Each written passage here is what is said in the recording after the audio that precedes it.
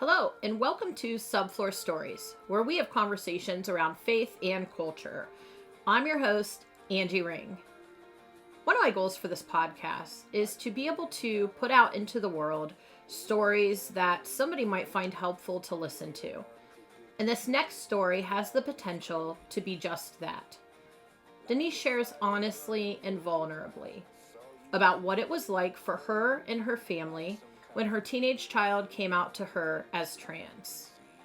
Having no file for this, because Denise's background was more of a conservative Christian background, it was as if someone dropped a bomb in their household and they all had to learn a new normal. Denise shares about how being an Enneagram 2 impacted this experience, and she shares honestly about what her faith life has been in the journey between her and God during this process. One disclaimer I'd like to put out there is Denise asked me to share that the statistic she gives concerning the overlap between folks who are neurodivergent and LGBTQ plus is not an official statistic. So I want to encourage you to do your own research if you're interested in that statistic. She threw out a number that she remembers, but she did not look it up officially before she started. Other than that, we will get to it. I hope you enjoy her story as much as I do. Well, welcome, Denise. Thank you, Angie. Good to be here. Thanks. I really appreciate your willingness to come on and talk about your story. And yeah, just thanks so much for your openness. Sure. Yeah. Why don't you start by telling me just a little bit about your kind of faith background and cultural background? Sure. Sure. I was raised Catholic until 10th grade, at which time my parents switched to more of a almost Pentecostal charismatic type church. My husband and I attended Oral Roberts University down in Tulsa, Oklahoma. And then into adulthood, we started attending a non-denominational church, um, part of the evangelical culture, I would say. And that's where we continue to attend today, in the midst of all of this. So this kind of, Yeah, yeah, yeah, this is part of the story. This is part of the struggle. This is part of all of that. So, yes. sure. Would you, before we get into your present day story, would you consider your background more of a conservative evangelical background, more of a progressive faith culture? How do you see your faith background in regards to kind of what your present story is? Sure. I'm definitely very conservative. All family members remain extremely conservative. The church that we presently attend, and we've been attending now for 20 some years, so we know these Oh, people. wow. It's like family here. Um, they're still conservative, open to loving others, but still hold to conservative viewpoints, at least from the pastoral staff. The Sure. congregation itself is probably split about 50-50. And this is part of what we like about this church and maybe what has held us there, be it political. It's kind of divided 50-50. Be it Mm. a lot of these issues, it's kind of divided, which basically means in general, not much is talked about Yeah. openly Yeah. because then you're going to just offend half the church. Right. So a lot of these things just aren't talked about or talked about on a very personal level, but Sure. not from the pulpit, I would say. Understood. Yeah. So, which I guess allows for the diversity. Hmm. So there's pluses to it. Yeah. The downside to it is you don't have full affirmation or full support either. Right. Yeah.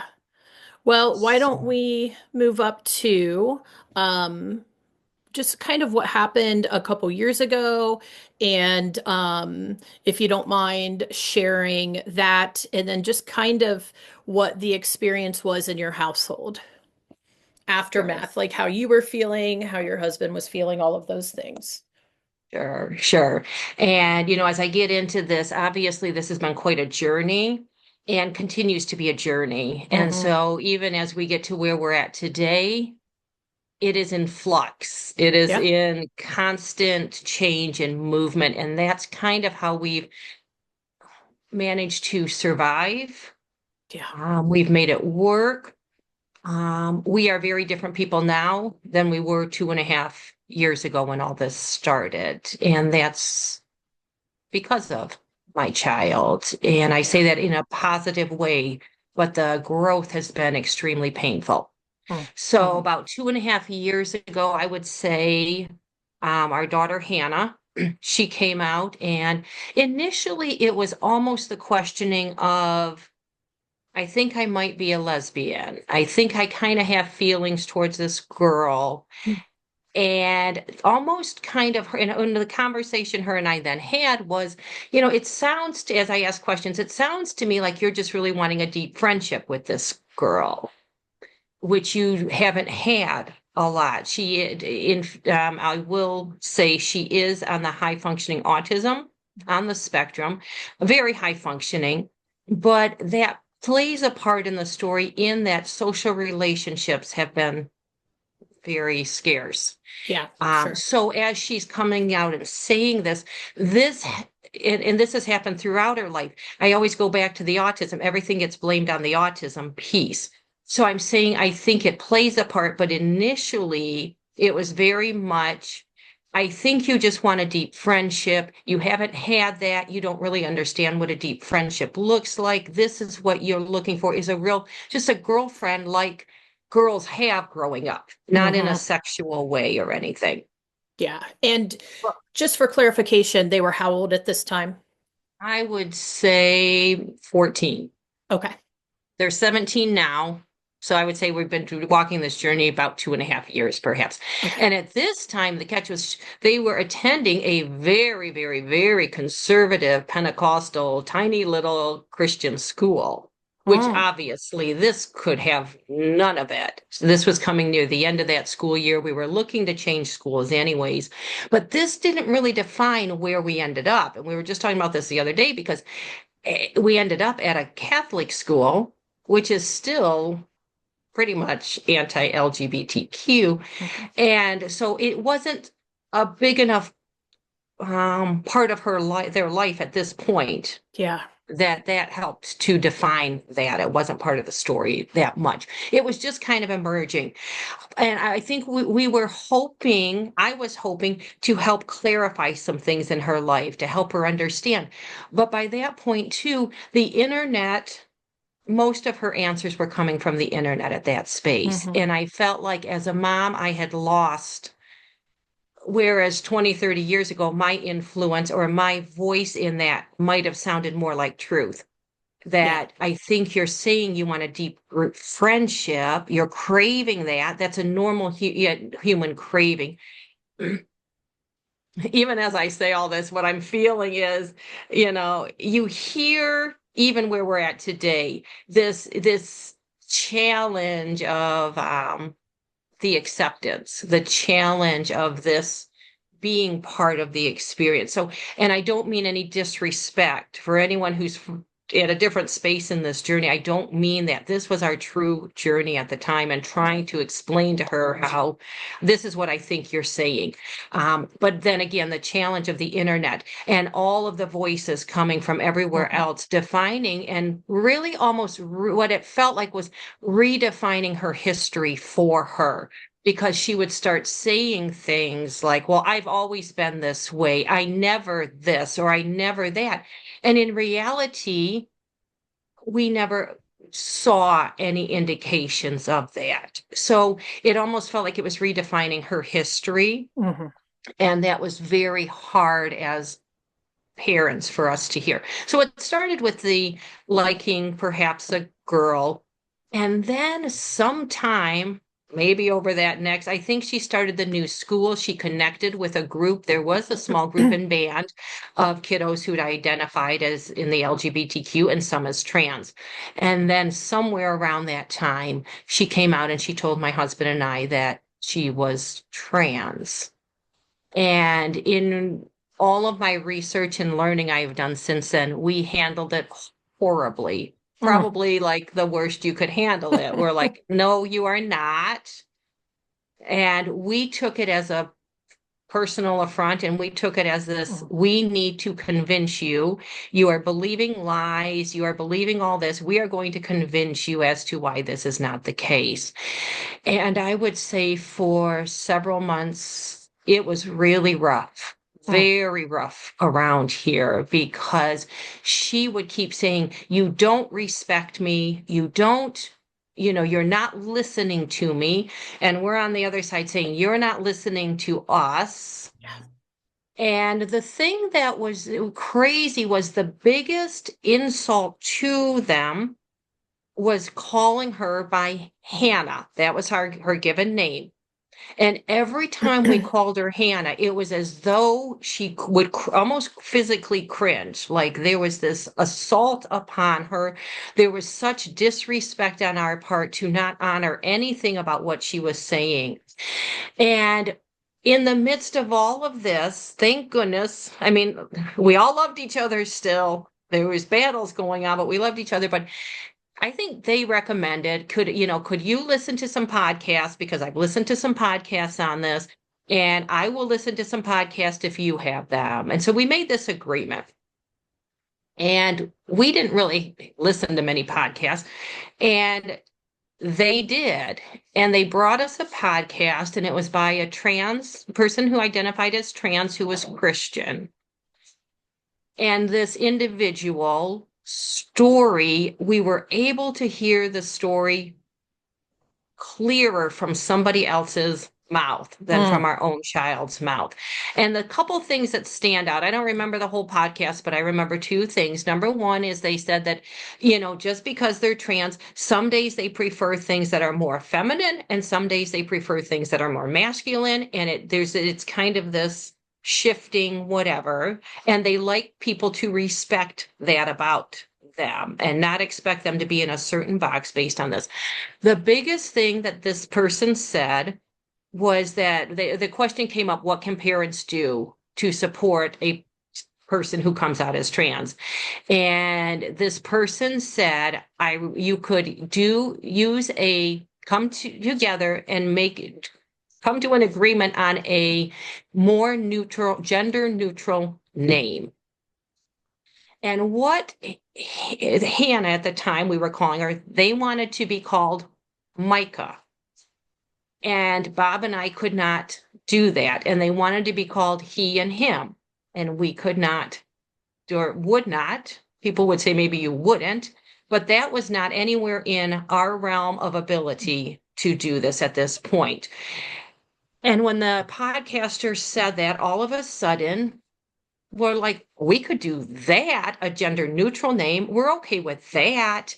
And so we sat down with them and we all came together and we threw out a bunch of names together and they chose Harmony as the gender neutral name. Now, to me, that still sounded more feminine, but this was the gender neutral name that they chose.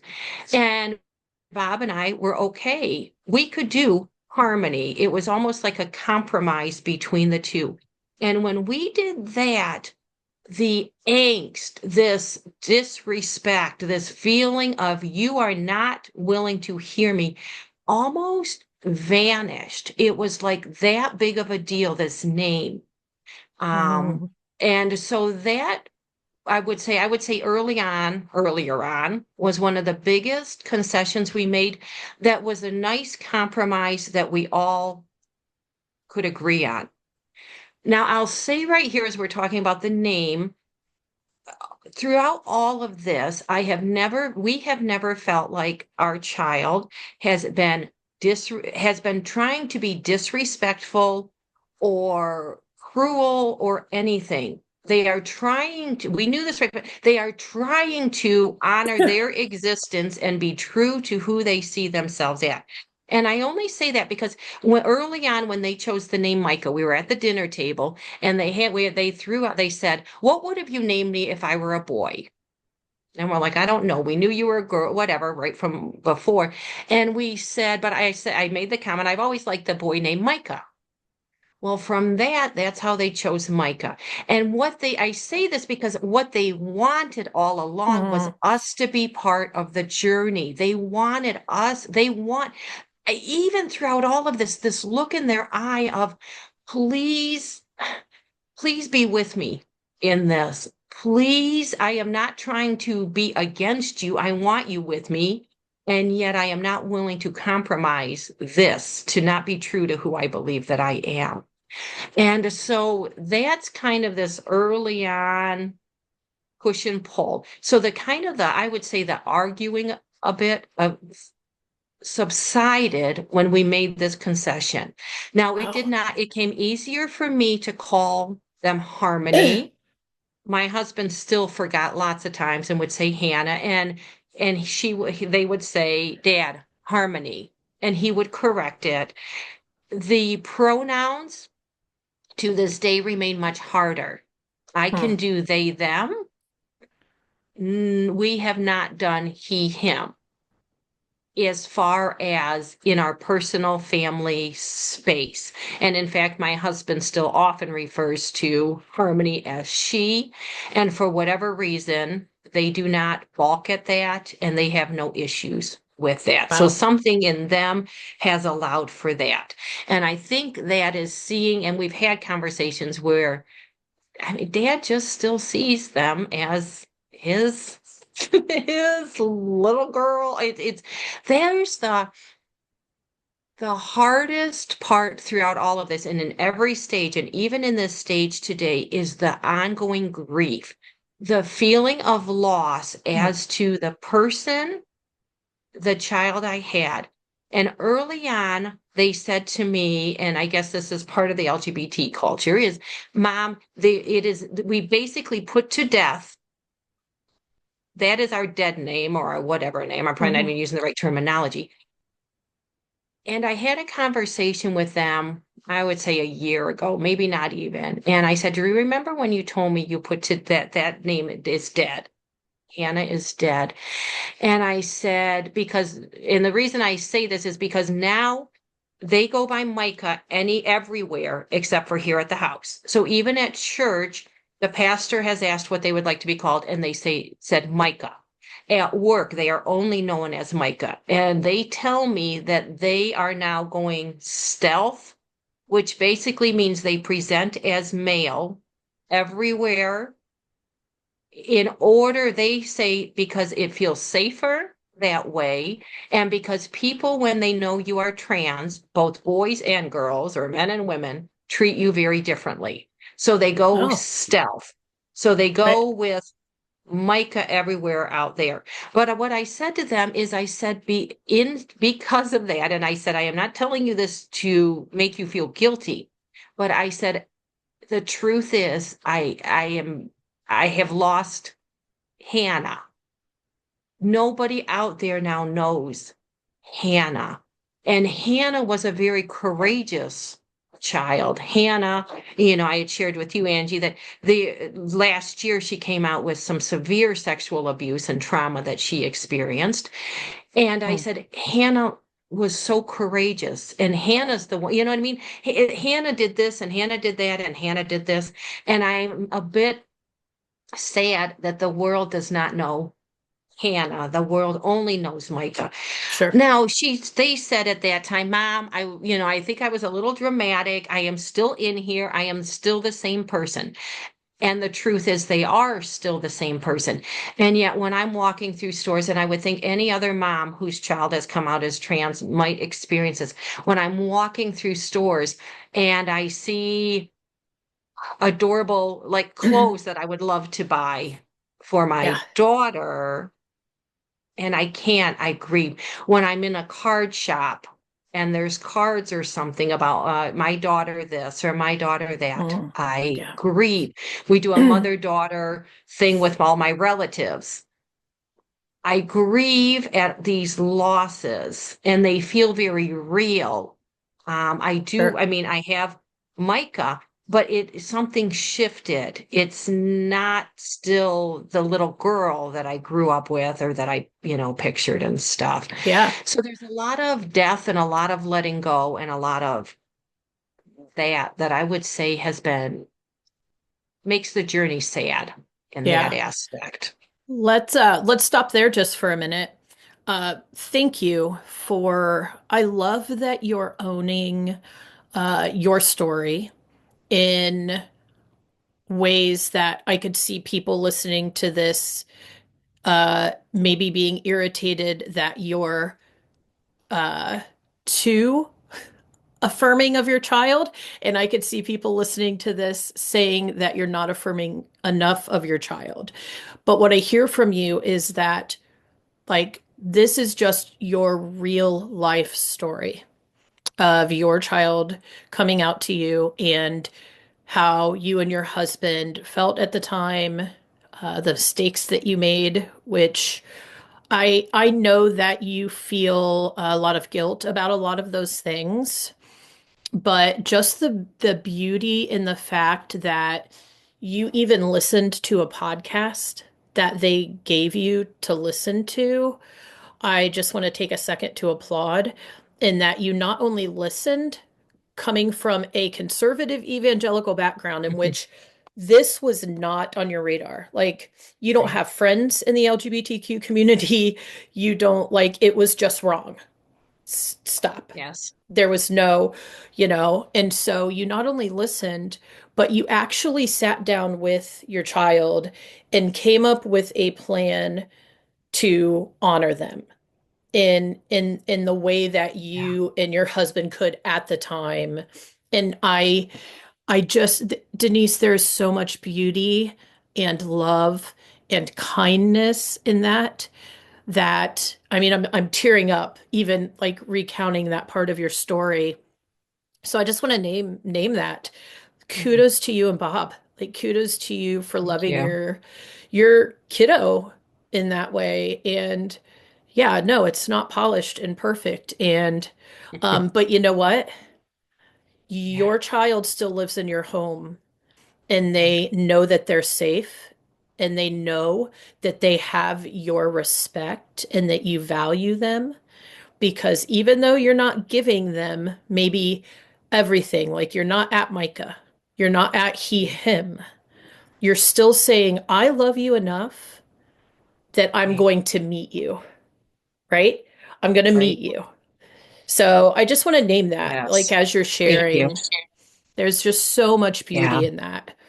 And a lot of 14, 15-year olds who are in their position are kicked out. They're not at home anymore.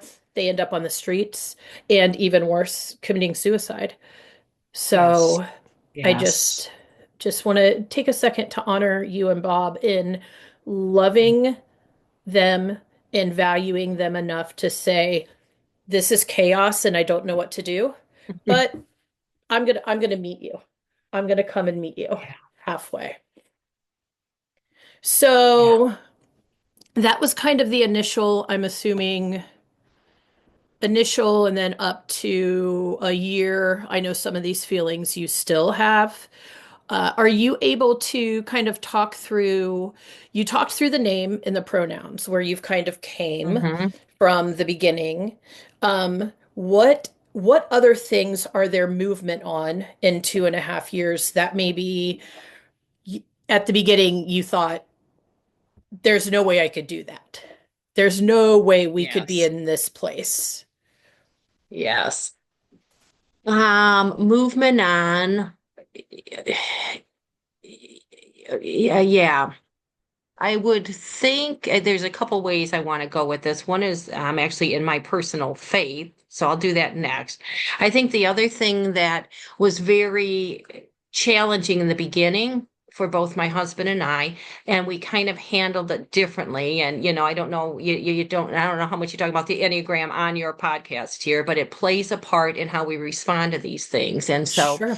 early on, they would wear, we, like a binder type thing. They Hmm. call it a binder, and stuff. I wanted to be part of that because I wanted to make sure they were healthy. I wanted to make sure that they were, this was doing well. My husband pretty much initially kind of shut down. Like there was no conversation at all for like 3 months. And so our child was going to the store, going to the men's department, looking for ties, things like that. Well, they were doing it either way. They had a job, they were buying it either way. And so I wanted to be part of it. So I did. And so about 3 months in, one night my husband called from work and he's like, okay, we need to talk. Well, that is never good when you get a call and we need to talk. So we went for a walk and he had felt very excluded. He felt I was Mm. just embracing this fully. I'm supporting it. I'm out there helping them buy ties and binders and all this kind of stuff. And he felt very not okay with any of this. And it was a really, really hard conversation because I had also felt very alone for 3 months when he wasn't talking about any of it and trying to navigate this. Yeah. And it was a very hard, very, very hard conversation. And it felt hard on the marriage because you've got two people, both raised in the evangelical church, both very conservative, and both struggling with feelings about this and then trying to support the child in this also. And so I would say the marriage was very tricky. And we were very rarely on the same page throughout this. I would say for the first time in 2.5 years, appear to both kind of be on the same page, which kind of is almost an acceptance of this is our reality and how we got to here only by the grace of God. Now, I say that in my heart of hearts, and this I know can offend many, in my heart of hearts, I desire and my hope is that down the line they still do decide they're not trans. That's the honest to God reality. Um, let's go back to the faith, and then I want to also make sure I hit on something that we just talked about just in like 2 weeks ago, an Sure. incident that occurred. But let's go back to the faith journey and what has shifted and what has Yeah. changed Yeah. and everything. I would say, like you have noted, I am part of very conservative groups.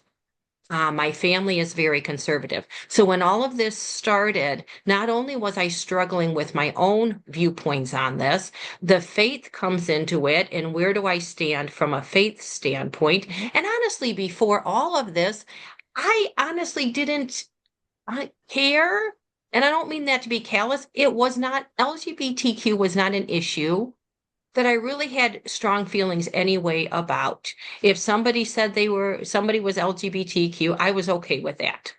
I was okay with the church's stance. I was okay with all of it. It didn't matter. It didn't impact me and it didn't Mhm. matter. It was never an issue I wanted to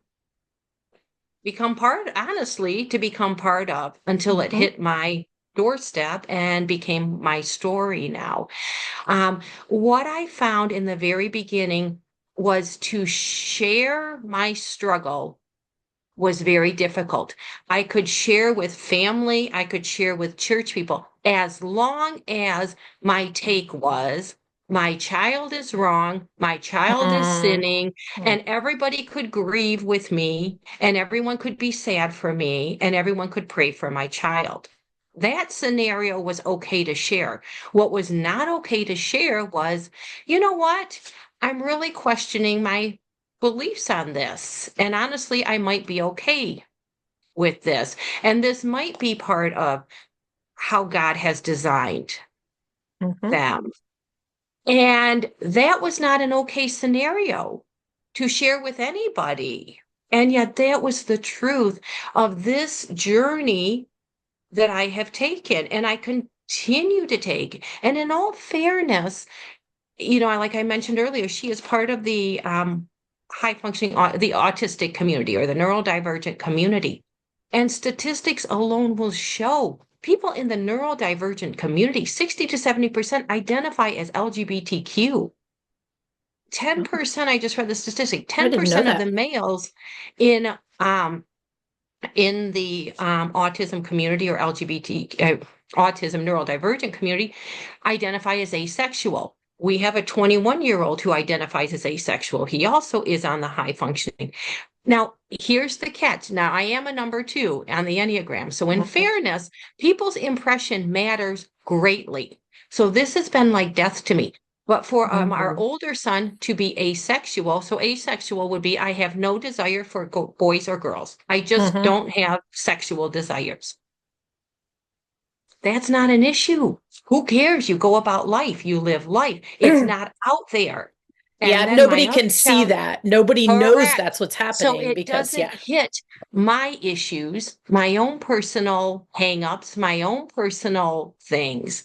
Then my child comes out as trans and posts it all over social media. And I get calls from Mm. family members saying, do you know what your child is saying? And I'm like, yes, I do. And it very early on, with as hard as this was, it felt like an invitation from God to begin to free me from this bondage of needing everyone's approval. Wow. Because I will tell you, Angie, Mm. there is no approval in this, just like you named earlier. No matter where I land on this issue, there is somebody who is not going to approve of this. Yeah. And so I have been put in the center of this. And very rarely do I talk with people about it because no matter who I talk to, they have some people have strong opinions in general about this. Yeah. And so to share, and because my journey is ever changing, today I Yeah. might say, you know what, I've embraced it, all's good. And tomorrow I'm like, I'm really struggling with this. Yeah. And so that has been the challenge within the faith community, within this conservative Christian community. I mentioned earlier that we continue to attend our church. We attend because people reach out and love, and I thought it was very big of our pastor. And others would say that's not big, that should just be part of it. But from his viewpoint, I know his viewpoint on this. And so, in honoring our child by asking them what they want to be called and then respecting them and calling them Micah is a really big step for him. Yeah. I In agree. the realm of acceptance, that may not be, but for him it is.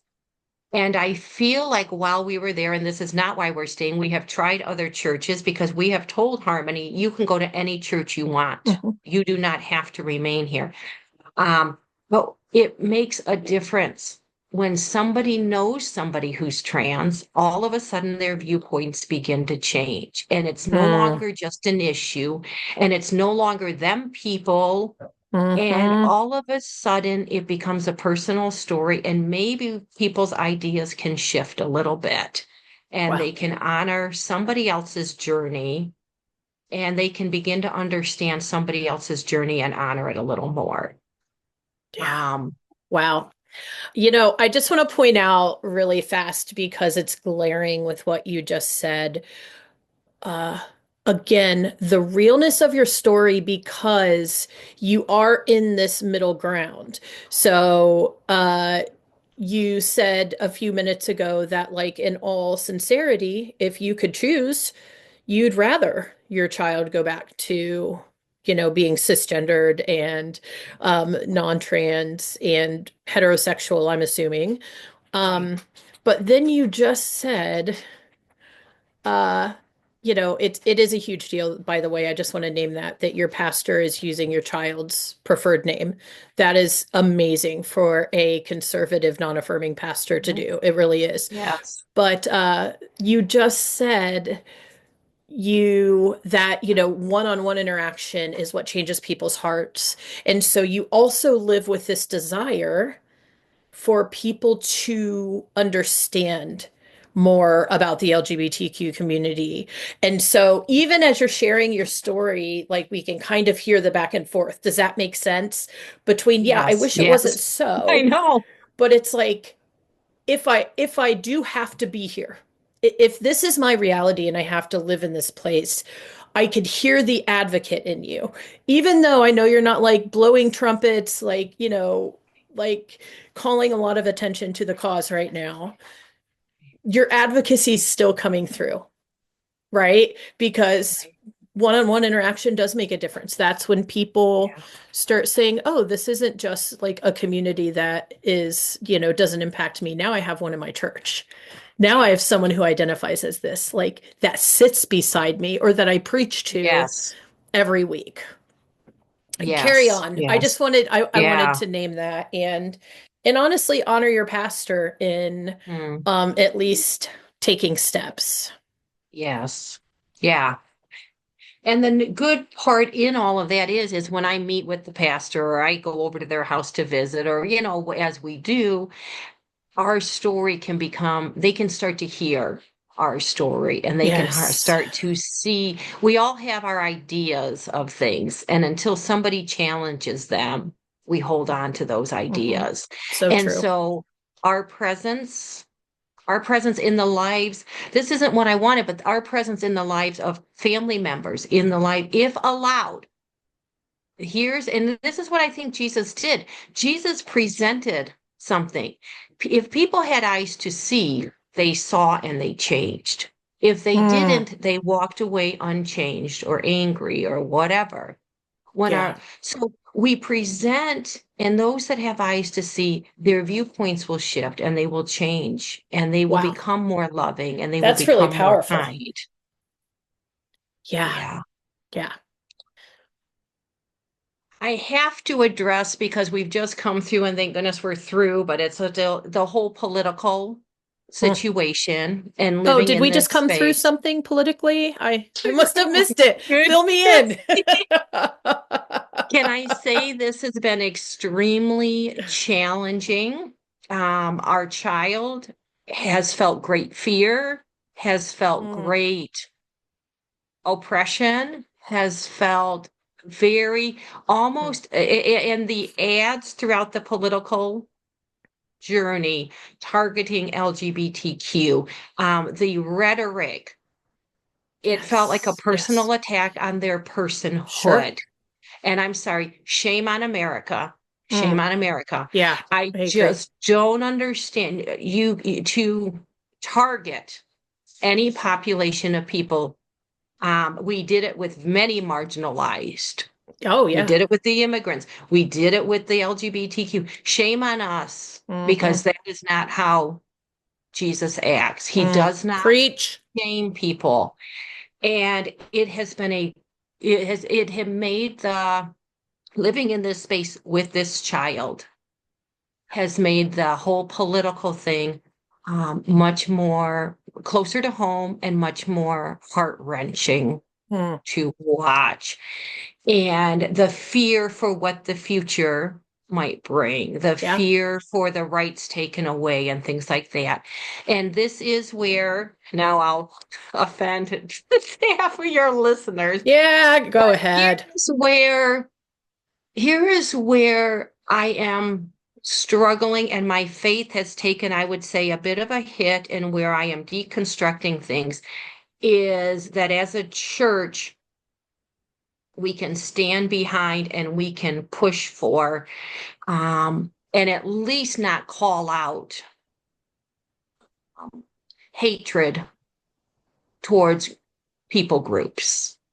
That is not Jesus. And throughout all of this, with all the struggles that I have had, what I have found is Jesus in the midst of the marginalized. He is there. He is right there with this child of Amen. mine who is broken, with this Yes. child of mine, with these Yes. marginalized Yes. communities. That's where Jesus is. And Angie, I'll tell you, by finding him in the margins, all of a sudden, I can find him in the dark and broken places in my life.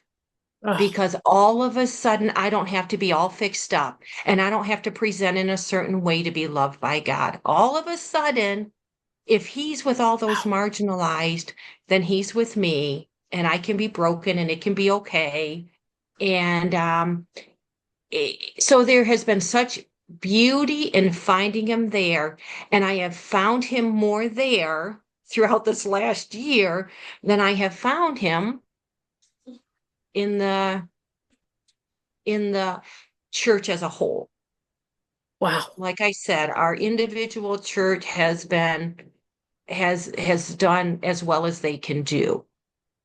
But the church as a large and the Christian faith and this evangelicalism, Yeah. whatever, has become political Yeah. has caused me to pause and caused me to question what it is I'm believing in and what it is I'm putting my faith in and what is this God I'm serving really like. Yeah. And is he a God of love for all, or is he only a God of love for some? And and Angie, here was the other thing that I think we get wrong in the Christian faith is this idea that God is with us. There's this underlying message that if we sin or when we sin or when we don't measure up, that God turns away from us. God can't see sin. This has kind of been an underlying message. And I would say I disagree with that wholeheartedly. God came, he loved everyone before anyone repented. He loved, he saw, we are his children. When my child is struggling or she's part of the LGBTQ that somebody thinks is sin, my God didn't leave her. God is still with her. The Spirit of God is still within Mm, her, healing brokenness, drawing her unto himself. He's not out there waiting for her to repent. He's still here with her, yes. walking with Wow. her in her Wow. brokenness or their brokenness or whatever. We get the story wrong, and it becomes fearful then to be in these dark spaces, to have the child who's a drug addict, to have the child who doesn't fit, we don't know what to Yeah. do with that in the church because we take God out of the picture until they repent.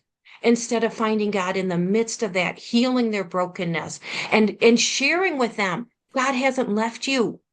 Yeah. God is still here with you. This poor child of mine, and for a long time, she was claimed part of the Christian faith. Right now, she does not. And because she said, if I believe in the Christian faith, then I'm going to hell. And I can't, there's this horrid fear all mixed up in this. Oh. So you've got this Oh. horrible fear. Instead of being told time and Oh. time again, you are so loved. Jeez. And God understands where you are at, and God journeys with you through this and Yes. with you. And so there's just all of this. So to say that my faith is all mixed up and there's some taking apart of it and Yeah. some rebuilding and everything. And a lot of that has come because of this journey. So I Yeah. say that for people walking through it, allow God to do his work in the midst of you. He hasn't left. He hasn't Mm, left our family. He hasn't left my child, but boy, he's doing a work and it feels like death all yeah. over the place. Yeah. And yet I think there's an invitation in the midst of this to true life and to true freedom. And I don't know what that looks like for each of us. I know what it looks like for me, Hmm. death to this, making everyone happy, death to that. For my child, I don't know. It could be that they find freedom in the LGBTQ and in this trans life, and this becomes who they are. It could be that they receive healing from their brokenness, and at some point they see beauty again in Hmm. their birth, what they were born as at birth. I Hmm. really don't know. Yeah. But Yeah. I know that I need God and I needed Jesus. The Jesus we look at was so compassionate. Yeah. So, and it was Yeah. always the marginalized he was walking with and inviting. Always. And the people that he was yelling at, more often than not, were the religious leaders. Like we all read the same gospels, but we take so Yes. many different things from them. And it's like, I think that like once you kind of start deconstructing from like typical white evangelicalism, you start seeing more and more like the Jesus who's actually represented in the Yes. gospels. And it's like, oh, like Jesus didn't work like for a church. And I mean, Jesus Yes. was like he called religious leaders a brood of vipers. I mean, Yeah. he's pretty much for the day cussing them out. And then he's Right. And spending he's his time with, women who were not considered clean and with correct. lepers and with tax collectors. And I love so much that your story, what looked like, um, well, what was crisis in the Yes. beginning has, among many other things, led you to a deeper, more fulfilling relationship with Jesus instead of pulling you away from Jesus. It's Yeah. beautiful. Yeah. It has been a challenging journey, and even to have people to to process all of this with Mm, is challenging, um, because you start to question certain things about the faith. You start to question certain things, mhm. and to be able to grapple with those in a safe space, that gets really challenging. Yeah. So, yeah. I did want to share too, before we run out of time, just a recent development that we Oh, yeah. had, Yeah, please do. because this is the reality that we still live in. And I would say about 3 weeks ago, um, our child sent me some text, some joking, but basically talking about top surgery, so breast Mm, removal. mhm. And they will be 18 in August. Okay. And we all know at 18, they are now considered an adult in the Mm, healthcare mhm, world. And so I said, my husband and I, and this is where growth has occurred, they were sitting there and I said, sweetheart, we would rather you not have top surgery at 18. And they started crying. And they said, I Oh, have been waiting until I was 18 to get this done. This is all I've been mm, waiting for. And that and testosterone mhm, shot. So obviously through this you realize we have not been willing to do medical things mhm, up to this point, though they mhm. would have liked that. We have not. And so we sat down, and this is where we're different now, is we sat down and we explained. Part of it is realizing at 18, doesn't matter what we say as far as legally, Yeah. our voice no longer matters. But we sat down and we said, honey, and here's the reasons why. If one day you decide you don't, once this is done, it's done. Once you cut off your breasts, sure, maybe you could reconstruct. It just is very permanent. This is not and the same, even the testosterone starts to affect which they told us, they've done the research. It could kill off the eggs within the female. I mean, it can affect things. So we had the conversation, but my husband too, bless his heart, he said, but I want you to know whatever you decide, we will support you and we will be there for you. We don't Wow. want it. We don't desire this for you at this point. We would rather you wait until you're in your 20s. And then if you still want this, we will. Um, we left it like that. I mean, we Yeah. gave her hugs. We knew her great disappointment. We knew where we all, but there was no conclusion. But about 2 weeks ago, she said to me, Mom, she said, I think when I'm 18, the first thing I'm going to do is go and legally get my name changed to Micah. She said, because if I do that, I can always change it back at a later date if I want Mhm. to. And it felt like a really huge thing because they had heard our concerns Yeah. and they heard about the permanency of it. And you know what, Angie, I can support. I get every time you're out, it's a problem when your driver's license says Hannah and you go to the doctors and you want to be known as Micah. You Mm-hmm. go anywhere and you have to present legal documents and it's Hannah, but you're trying to be seen as Micah. Mm-hmm. And so we will support that. But like I told my husband, if they're 18, 19, and they go in for breast top surgery or they go in for testosterone, I said, they're going to do it either way. And I said, I would much rather be sitting by their side Mm. and making sure that this is a safe procedure and making sure these are good doctors. If this is the case, that's where I want to be. I don't want to be cut out of the picture. Um, and so this is the lived reality that we continue to live. And Yeah. as they turn 18, decisions will be very much theirs and not ours anymore. And how do we support that? And how do we come alongside? And how do we lay down, really, Yeah. the vision we had in order Mm. to embrace the reality of Yeah. who they are? Yeah. Yeah. I want to reiterate just the beauty that you and Bob are even able to just 2 years later, 2.5 years later, say, we don't want you to have this surgery, but we're going to be there. We're going to be there because you're our child and I love you. And again, like, I don't know, some people might want you to be in a different place, one way or the other, Sure. but this is real life. Like I know.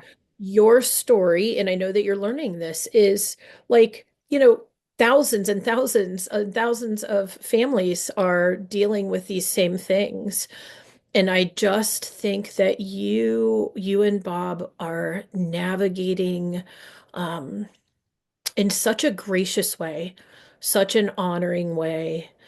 I know that you might wish things were different or that you were different but you are so different, like you said, than you were 2 years ago. And that's because despite of anything that's happening on the outside, God is growing you and changing you and making you a more fully, oh, what's the word I want? A more fully independent human of what other people think of you. Mm, And it's just beautiful. It's beautiful to watch your journey. thank you. Thank Yeah. you. And thank you so much for sharing. Oh, And I would love sometime in the future to have you on again just mm. to update because it would be hard, I think, for people to listen to this and not be at least somewhat invested in your story and your family's story and just where things go. But I think that your naming of deconstruction, and I can even hear like, the stages of faith language like that we learned in school for spiritual direction Yeah. that you're using as you kind of progress through these things. And like is so common, it's crisis that grows Mhm. us or Right. perceived crisis. It's not Yeah. when our life is all cushy and easy, we're less likely to grow and mature in faith. And you were catapulted into that Oh, you were. process, Yes. for Boy, better or for worse. Go ahead. yes. I want to say one more thing, and I've had some deep conversations with Harmony, our child, and talking with a couple other parents whose kiddos are this. I think initially we thought this was a flippant decision on their part, or trying to be part of a Mm-hmm. fad, or trying to be this. What I have discovered is these kiddos who are identifying this way, they are very deep thinkers. They are Mm, very um people who have to be true to themselves at all costs. This yeah. costs them greatly. They can name it, they can see it. They don't have friends often because of it. They don't have acceptance into youth groups or different. They don't have that. They get it. They're very courageous souls Yeah. inside of these bodies. And I think I would just like to honor that Mm, about these and anyone else's child. It may appear as defiance, it may appear as rebellion against you or the church or whatever else. And they're trying to be honor and be true to who they are. Yes. And Yes. so I just want Yeah. to honor that about these courageous souls that are Mm. walking this journey and bringing us along on this journey, I guess I would say. Wow. Yeah. That's a beautiful closing. Thank you. Thank you for saying that. I do think it's looked at so frequently as like, oh, so they think it's trendy or whatever, but it's like, no, the vast majority of folks who identify as LGBTQ they've known since they were young children. Like they've been, like you said, wrestling and working through these feelings from a young age. And yeah, thank you. Thank you for just naming that and helping other parents to um, hopefully come to terms with that if they don't already know. All right, friend. Well, thank you. Thanks so much for being Angie? on and for sharing Yeah, so authentically and so genuinely. What a gift. And maybe I can talk you into coming on sometime in the future and giving us an update. sounds good. Yes. All right, Denise, Great. thanks so much. Thanks, Angie. Appreciate it. Bye-bye. Bye. Thank you for listening. All aspects of this podcast were produced by me, Angie Ring, with overwhelming support and ongoing teaching by my son, Jairus. The song you hear is titled Death Defying Joy by the artist Andy Squires. You can find his music at Spotify, Apple Music, and YouTube. Check him out. See you next time.